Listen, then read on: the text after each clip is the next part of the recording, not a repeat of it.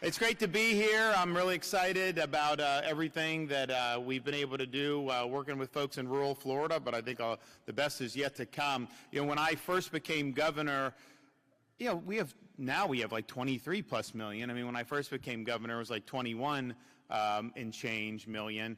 And, you know, you do things around, you know, a lot of times they'll tell you, well, you just got to go to Tampa and go to Miami and all the, and kind of the bigger where more of the people are. And if you look at like our 32 fiscally constrained counties, that's probably less total population than maybe just like one city in some of these other areas, or certainly way less than some counties in Florida. But I was just like, no, you know, my job's not just to go to the cities, my job's to do everything. So I told the staff, I was like, has any governor ever done events in all 67 counties? And they're like, we haven't found any evidence of that, and we don't think so, so we're doing it. So we did public events in all 67 counties. And, you know, I would go to, and the thing is you go to like Miami, and it's like, it is what it is, right? I mean, not that people, I mean, they're happy if we're there doing things, but, you know, you go to some of the rural, I mean, I remember going some of the counties, and like, I remember a lady just pinched me, and it's like, I've never seen a governor before come to these parts. And I was like, well, here I am in the flesh. And so we were able to do, and what I found is when you show up, especially if you're able to do some of the things we have with like the Job Growth Grant Fund, the Rural Infrastructure Fund, some of those things, one, the money goes a lot further when you're helping with things in rural Florida. But then two, people appreciate it. They remember it, that you showed up and you took an interest in their community. So we've been able to do a lot of great stuff. You know, it's interesting. We're here in Ocala, and people will, you know, rural infrastructure, here's some possibilities, Governor, Job Growth Grant. We have all these, we have environment, water, all this stuff. And, you know, some of it is discretionary, and you got to figure out what you want. So there's, on I-75, they came to me and said they wanted to do a new, an off-ramp and build an off-ramp to be able to do it. And so they're telling me, yeah, you know, I don't know how much money it was, $5-6 million bucks. It would be the Job Growth Grant Fund, maybe FDOT put in some, I don't remember exactly the amount. But they're just going, they're like, yeah, Governor, we think that, you know, if we do that, then they'll be able to have an exit and then feed into, you know, a new industrial park. And I'm like, okay, good. And then they're like, and then, you know, there's something else here. And I was like, yeah, okay, that's good. And then they're like, oh, yeah, and then finally, if you do that, they're going to build a Buc-ee's there. I'm like, sold. I am doing that. And so you got the Buc-ee's coming in there, which I think is going to be really good. And I think there's actually one coming in to off I-10 near Tallahassee. I don't know if they've started that yet, but I mean, I've heard reports of that. So that'll be really, really good. But some of the stuff that we've been able to do on infrastructure, really, really significant. We've been able to do things to you know, connect some of the industrial sites. You know, I think manufacturing and building things is a great pathway for the future. You know, you hear we're having this debate about artificial intelligence and, you know, the rise of this and everything like that. And, you know, don't let anyone tell you, whoever's saying how great it's going to be, there's going to be big pitfalls too. I mean, at best, right? And you end up in this situation where people don't even know what's real. They're able to do all these things. You know, they actually do AI songs. So my wife, I love her, but she'll write a song about Madison, Mason, and Mamie, our kids, going to the park, and they will write a song about it. And then there's like an app where you can put the lyrics into the app, and they will actually play a song. And, you know, it's interesting. So my kids, when she started doing that, after a couple times, they're just like, Mommy, we don't like AI songs. We like real songs. It's just funny to see how people respond to some of this stuff. But a lot of people are saying that as AI advances, that it's going to really undercut a lot of jobs, a lot of white-collar jobs. I mean, the people that went to college and then, you know, they want to graduate and then go into like accounting or some of these things. the thought is that maybe that is going to be there. I don't think that's a good thing. There's some people that think it is. You know, I don't. That's one of the reasons why I don't think we should be subsidizing it. Why would we subsidize something that could potentially, you know, cause problems for folks? You know, it's one thing if technologies develop and then people can figure out. But be that as, and oh, by the way, the accuracy of some of this stuff. So, you know, I grew up in the Tampa Bay, so I'm a Tampa Bay Bucks fan. But, you know, we live in Tallahassee because of the governor. And a couple weekends ago, it was a big game, Bucks versus Patriots. And the Patriots are like resurgent. They're doing really good. So at 1 o'clock, and I didn't know what channel, so I asked Grok. I said, Grok, I'm in Tallahassee. Where do I watch the Bucks Patriots? I say, oh, it's on WCTV, your local CBS affiliate. I'm like, okay. Go there, 1 o'clock, put it on. Jaguars and Texans. And I'm like, well, wait a minute. So then I was like, well, they didn't have that on there. You said whatever. It's like, well, yeah, actually, you need to get it on Paramount Plus, a streaming service. So I signed up for Paramount Plus. And then I pull up, and it's not easy for me to do these things. Like, you know, it's like I'm a little challenged on somehow with all this and the technology. But like, so I sign up, NFL Sunday, click. What are your options?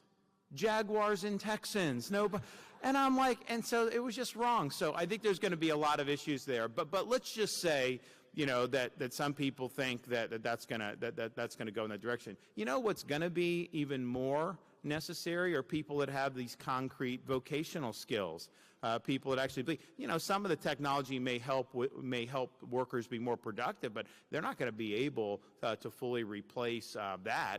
And so I just think we have an opportunity to continue to build that manufacturing base. And I think we've added, I mean, Alex knows the exact numbers, but since I've been governor, you know, we've added tens of thousands of manufacturing jobs just in the state of Florida over the last 6 years.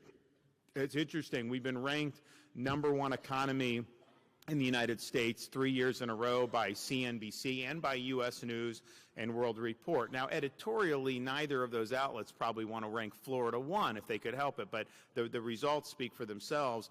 So you've seen that. And since COVID, if you look at all the jobs that have been created nationwide, Florida, with about 6.5% of the U.S. population, about 14% of all new jobs nationwide were done in Florida. And we've actually created more jobs in Florida than some of these other big states combined who have lost population and lost business. So there's a lot of good momentum going forward, but I really do appreciate the opportunity to help on the infrastructure front, particularly for those types of projects. We've also helped on the education front and on the vocational education front. You know, we've done a lot to expand commercial driver's license throughout the state of Florida. I think it's a great opportunity for people to be able to do it. Certainly don't want these guys that they licensed in California that can't even speak English, and then they run over people, or they end up blocking a road and 3 people die because of what they're doing here in Florida. We never licensed them. That was licensed in California. So I think we have an opportunity to produce our own folks. And a lot of these jobs, you go in and you're making $100,000 a year right at the start. So that's a great opportunity. And so we're doing that. And we're proud of that. We've also done a lot on the Rural Infrastructure Fund, apart from our job growth. That's something that I've put in the budget each and every year. We've worked very closely with Ben Albritton, the president of the Florida Senate, on this. He's a very big champion for rural Florida. And a lot of what he was focused on in the last legislative session was helping in a variety of ways. Some of it job training, a lot of it infrastructure in areas that, and the thing is, you do that there, people will never forget that. I mean, it'll be really, really a big deal. You know, I do stuff, and look, people appreciate it. I mean, we do infrastructure all over the state. I did Moving Florida Forward, which was basically, yeah, we got this great transportation budget. We're like doing all that, but I've got all these projects that need to get done. Some of them aren't even scheduled to start until next decade. Well, how does that help people in traffic now? So we had, you know, big surplus, and we've cut taxes, paid down debt, we've done all of that. But I took some of that. So we ended up doing $7-8 billion surged it up front, and then we could accelerate these projects. So now we're going to have completed projects up to 15 years ahead of schedule because we're getting the shovels of ground doing that. But like I-4, you know, there's been I-4 Ultimate that have been done, and then as you get into like Disney and Champions Gate and Polk, I mean, it was tough. So just doing the temporary lanes, which we opened like 9 months ahead of schedule, we were able, and you could track it with the cameras, commute cut in half for people. And I'll tell you, I've had people be very emotional about it because there's saving time for them. They're able to spend more time with their family, able to do all that.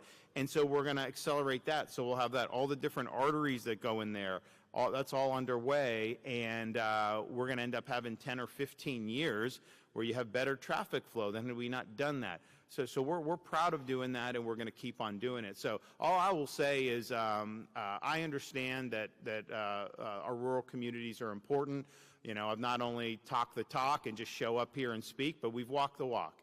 And to be able to be the first governor on record to do these events. And like when I do events, you know, I'm not just like doing events like, you know, beating my chest. I'm bringing money usually, right? I get these big checks that they print out and we hand them.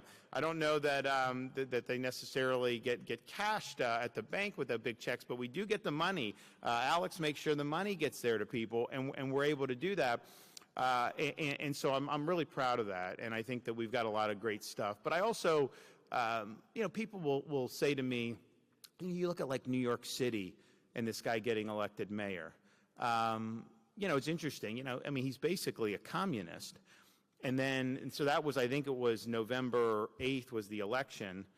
November 10th, Florida recognizes Victims of Communism Day.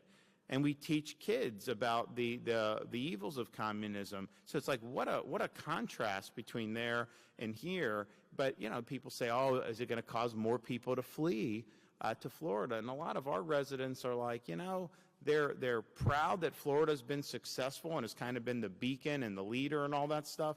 But it's like at some point, you know, we can't just have, and they'll tell me like, Governor, stop letting people in. Just so you know, as an American, you can move to any state you want. I don't have the authority to keep you out. I probably would be exercising it in certain instances if I could. But that's not, so it's people vote with their feet. It's a free country. You do all that. And I don't know what the fallout's going to be for this guy up there. I can tell you, you know, if you think somehow you're going to have government-run grocery stores and that be successful, it's not.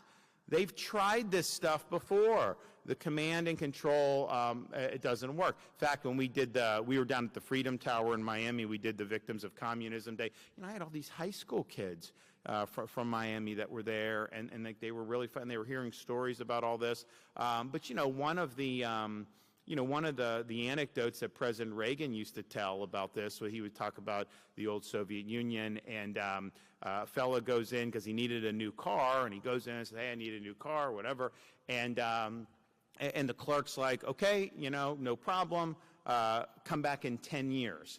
And the customer was like, morning or afternoon?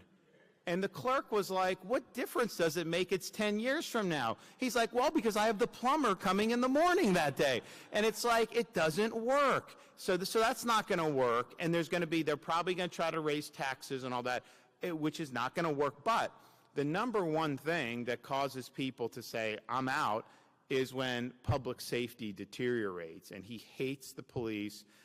He wanted to abolish the NYPD.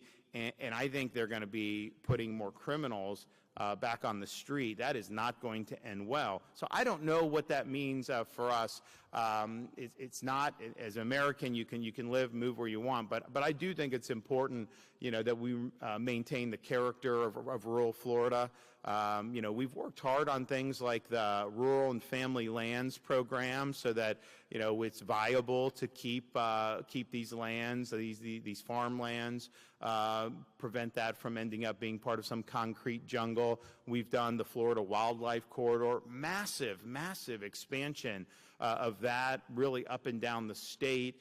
And I just think it's important. You know, some of these areas that we'll visit, honestly, my wife and I, we like a lot of the smaller areas. And I tell people, we were just at University of Florida yesterday. We have this thing called the Hamilton School for Classical Learning and Civics. It's the #1 place to study Western civilizations and the founding of the American Republic anywhere in the country already. And we just opened it a few years ago. But we got all these great scholars. You know, we got the guy we've got from Princeton, Gelzo, best Civil War and Lincoln historian in the country. And he comes to Hamilton School at University of Florida. They just brought a guy from Harvard who had been there 40 years and said he couldn't take it anymore because of the ideology and wanted to come someplace where you had real robust inquiry. So he came to Florida, and we got these other people. So I was there. We did a groundbreaking yesterday, and we're looking through all of that. But man, what a model that is in terms of what we're able to do going forward. So we want to make sure that we keep the character. And so my wife and I was telling those, I was like, why did I bring up Hamilton School? I brought it up because I was talking to some of the professors who've come from all over the world to come to Gainesville. And I said, have you had a chance to explore Florida? And some of them said, we were in Miami or we were in there. And I was like, you know what? Just go to the West Coast from right here. You can go to like Levy County or some of these places. You got these, nice areas you can go. It's not too crowded. Mom and pop restaurants, all these other things. Unfortunately, we've had hurricanes hit the Big Bend area.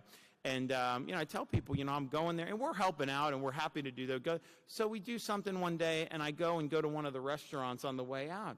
And the fella gives me massive stone crab claws. Bigger than you get in the Keys. I couldn't believe it. I was telling people, you got to go there. You got to go all that. Apalachicola, my wife and I like. Like, all these places are good because it really is representative of old Florida. And look, there's a time and a place to have the big high-rises and the hotels and the condo on like South Beach. That's fine, but that's not the sum total of the Florida experience. So I think it's important what you guys are doing for economy, for opportunity, but I also think part of the culture of Florida really relies on having strong rural communities, special communities, and they're places that I'm proud to say I've been able to go and see firsthand. And you'll see me more as the next year and a half wears on. So God bless everybody. Thank you so much, and best of luck along the way.